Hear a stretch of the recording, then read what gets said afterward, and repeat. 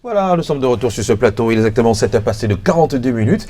Et mon soleil, je pense qu'après ce mois de janvier, on pourra se déplacer du côté des Phoques. Vous connaissez où ça se trouve, les Phoques? C'est par Obala. Donc on sera invité là-bas. On est invité là-bas par M. Mvogo Gabriel Désiré, M. Mvogo Gabriel Désiré qui nous regarde ce matin. Donc le mois de février, on sera du côté des Phoques. Et bonjour à toutes les personnes qui nous regardent à les Phoques. On va faire combien de temps là-bas? On pourra faire une semaine. Une semaine? On va se balader dans les plantations de cacao, au poulailler. Bref, on fera un peu tout. On fera un peu de boulot là-bas. Ouais, c'est bien. On fera un tour. Ouais. En Thaïlande, il nous regarde ce matin. Monsieur Kafu Domingo, excellente année 2020.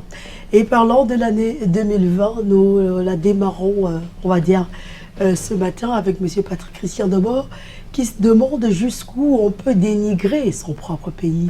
Bonjour Patrick Christian Debord. Bonjour à toi Sofiane, ainsi qu'à Thierry Carole. Bonjour. Vous me permettrez de vous adresser tout ce le meilleur pour 2020. Merci beaucoup. Nous sommes dans la saison et aussi à nos téléspectateurs, puisque nous n'avons pas eu l'occasion de le faire depuis le début de l'année. Oui. Vous avez souhaité de passer une année à une autre, c'est un fait. Oui. Maintenant que cette année-là se déroule bien, c'est une autre chose. Ah, on avait souhaité que nos compatriotes traversent le cap de 2019. Pour ceux qui ont eu la grâce de le faire, on souhaite que 2020 soit une année meilleure. Maintenant, c'est le temps des saisons. Tout le monde souhaite, parfois par mimétisme, parfois on vous souhaite même ce qu'on ne pense pas vraiment dans le cœur. C'est bizarre. En tout cas, c'est le temps des saisons. Le plus important est de faire en sorte qu'on soit dans la dynamique de réaliser peut-être des toutes petites choses avant de penser aux très grandes. Normalement. Peut-être tous les jours, se fixer de petits objectifs, très petits. Et puis voir si on a la capacité de réaliser de très grands objectifs qu'on se fixe souvent au soir de l'année. Voilà. Et qu'on a souvent du mal à respecter au terme de l'autre année. Voilà, votre message devrait normalement toucher toutes ces personnes qui prennent des résolutions le 1er janvier. Voilà. À partir du 1er janvier, je ne fume plus, je ne bois plus. Ça tient juste le temps du 1er janvier, quoi. Bien sûr, oui. Parce que le 2, on commence à fumer, à boire. On se Parfois, dit, non, même quand on a pris un verre de trop, le même soir, on a violé ce-là ou cette résolution. C'est Chouchou qui me disait, mon soleil, vraiment, je vais t'accompagner pour ton régime, là. Et vraiment, dès le premier, on arrête de manger. Et le premier, quand je lui donne la salade, il dit, mais c'est quoi ça? Il a pris les mains de pistache. Il dit, mais je ne demande pas une nouvelle année en mangeant la salade. On est déjà dans la... Non. On peut... Mettons même le 6, non. Mettons lundi, commençons une fois lundi. C'est mieux de commencer lundi. Et c'est amusant toujours. Parce qu'aujourd'hui, il va me dire, même lundi prochain, on peut commencer. Allez, monsieur Patrick Christian Debord, c'est bizarre, hein?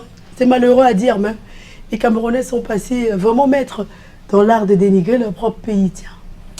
Écoutez, je ne sais pas s'il s'agit simplement de dénigrer son propre pays, mais ce qu'on constate dans les usages de nos compatriotes, et cela a gagné encore en intensité au cours de l'année qui s'est achevée. Peut-être le souhait, lorsqu'on en parle au début de cette année, c'est de voir comment on pourrait se ressaisir, comment est-ce qu'on pourrait atténuer, à défaut de faire disparaître ce comportement qui semble devenir une marque de fabrique des Camerounais. Parce que, figurez-vous, se retrouvant dans des forats avec des amis d'autres nationalités, sur des sujets parfois professionnels ou bien des sujets divers, on voit à quel point il y a de la facilité dans les réactions, les interventions de nos compatriotes à dire tout ce qu'il y a de mal venant de notre pays. Parfois, et je peux vous assurer que ce n'était pas très gai de le voir, que ce sont d'autres compatriotes, je vais dire d'autres membres des forats, venant d'autres pays, qui nous interpellent sur cette manière que nous avons, nous Camerounais, à parler de notre pays, en nous rappelant parfois qu'on est même parfois mieux lotis que ceux-là qui sont dans les mêmes forats que nous, parlant de notre pays. Et donc, quand vous parlez de dénigrer le Cameroun, j'ai envie de dire qu'il ne s'agit pas que du Cameroun.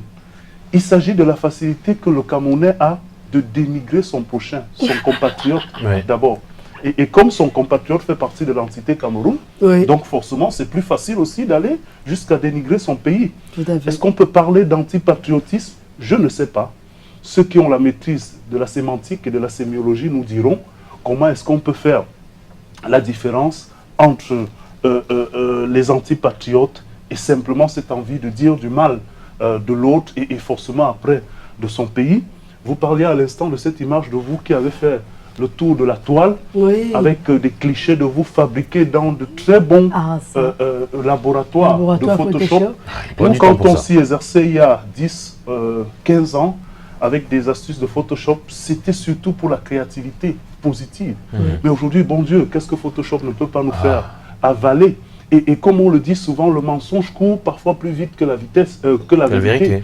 Même si le mensonge, on dit, malgré sa vitesse apparente, ne va toujours pas triompher, mais on constate que les dégâts que ce mensonge-là a pendant qu'il court plus vite sont incommensurables. Et c'est le cas. Aujourd'hui au Cameroun, il est presque facile de voir au quotidien combien un compatriote peut dire des choses fabriquées sur l'autre, dénigrées. Écoutez, si cela s'avère même être des éléments vérifiables, on pourrait encore dire qu'on a fait dans l'exagération de ce qui est vrai, mais très souvent vous vous rendez compte que c'est soit des montages, soit des fabrications qui malheureusement n'ont pour seul but que de détruire psychologiquement l'image et peut-être même la personne que vous avez en face de vous. Cela se manifeste aussi dans les comportements que nous avons vis-à-vis de notre pays. On dit, oh, c'est la diaspora qui le fait. Oui, on l'a constaté. La diaspora, eh bien, les éléments regrettables que nous avons vus dans nos ambassades et autres, et le champ politique qui s'est transformé en barbarie dans plein d'espaces aujourd'hui, c'est vrai, nous avons eu de ces clichés au niveau de la diaspora, mais il n'y a pas que la diaspora.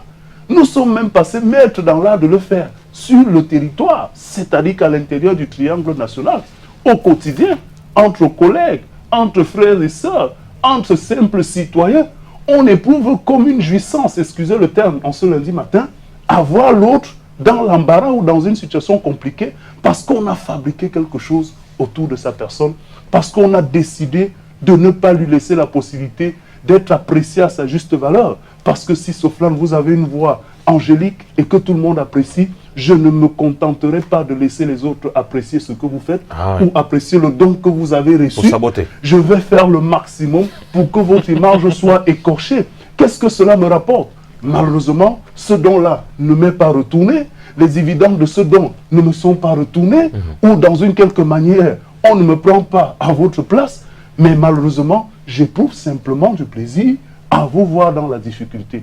Donc, à l'échelle du compatriote, et cela se transforme maintenant et va jusqu'au-delà à l'échelle de la nation.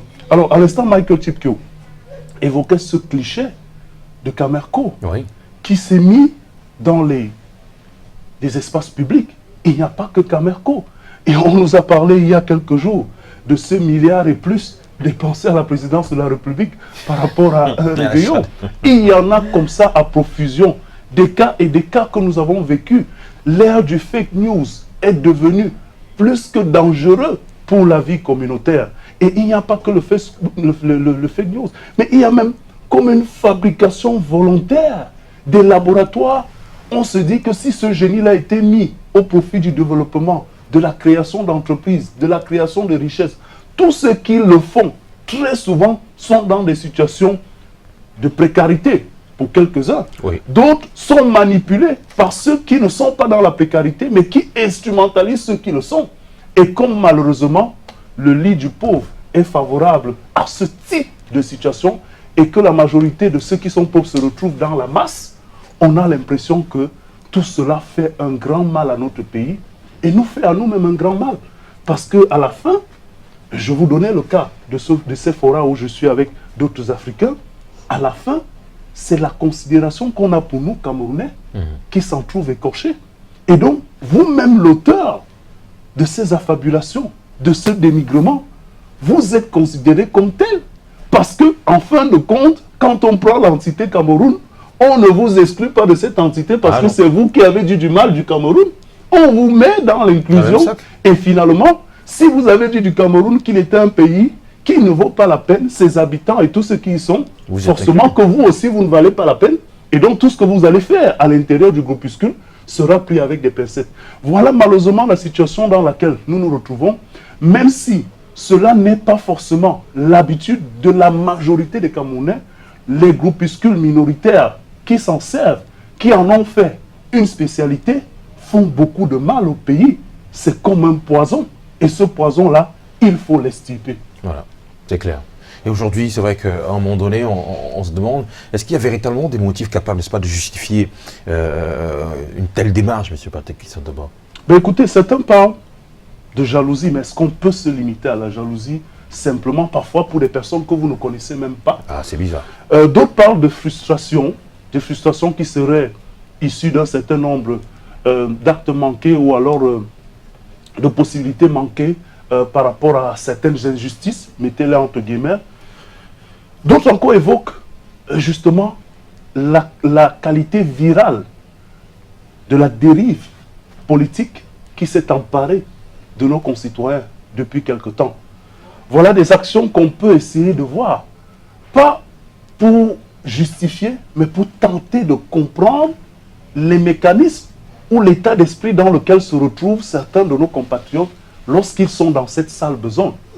Mais s'il faut reconnaître aussi qu'en face de ces comportements déviants et de ces attitudes qui vont à la dérive, il n'y a qu'en face, parfois on leur donne de la matière dans les attitudes de gouvernance, dans les attitudes de management, d'administration. Écoutez, on parlait à l'instant de Camerco. Je fais partie de ceux qui pensent qu'il y a beaucoup de choses à revoir, notamment dans les options, les choix de Camerco. Ça n'est toujours pas ce qu'on attend. Mais en arriver à projeter une image comme celle-là, imaginez ce que cela peut avoir comme impact dans une compagnie qui cherche déjà sa survie, malgré le fait de la relance continue qu'on voit au sein de ces compagnies. À qui fait-on du tort lorsqu'on le fait ainsi?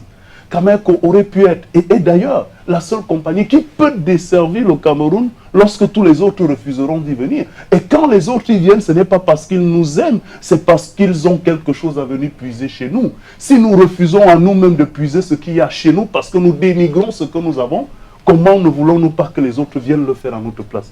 Et donc, dans ces comportements, on croit salir ceux qui représentent les institutions, ceux qui sont à la une, s'enflamment parce que tous les matins ils distillent la bonne humeur avec Thierry Caron, mais à la fin, on se demande s'il y a des éléments qui peuvent, dans le fond, justifier tout cela. Et donc, au-delà de ces frustrations ou de ces comportements aigris pour quelques-uns, il y a qu'en face, on doit revoir aussi des mécanismes pour soit anticiper, soit ne pas laisser le vide ou ne pas laisser justement prospérer des petites actions qui sont manipulables par ces gens et qui, à la fin, arrivent à produire ce qu'on voit sur l'espace public. Donc, il n'est pas possible de justifier, mais peut-être de voir des éléments qui permettent de comprendre l'état d'esprit et d'anticiper sur ces manipulations parfois qui font trop de mal au pays. Voilà qui est dit ce matin. Merci M. Patrick Kisson-Deba. On se retrouve mercredi avec un nouveau sujet qui, à coup sûr, intéressera nos nombreux téléspectateurs. On l'espère vraiment. Bonne journée à vous. Très bon début d'année. Merci. À tous ceux qui nous sont chers, à nos téléspectateurs. On espère vraiment que 2020 en année paire va nous permettre de trouver l'équilibre. Voilà. On l'espère bien. Allez, on va s'intéresser maintenant à Chansons du cœur. On vous propose quelques extraits de ces chansons-là. Deux femmes sansement qui ont fait bouger la décennie 90 au Cameroun. Bekosa des pour les réfugiés et Agnès Zoer pour Kandananame. Voici quelques extraits.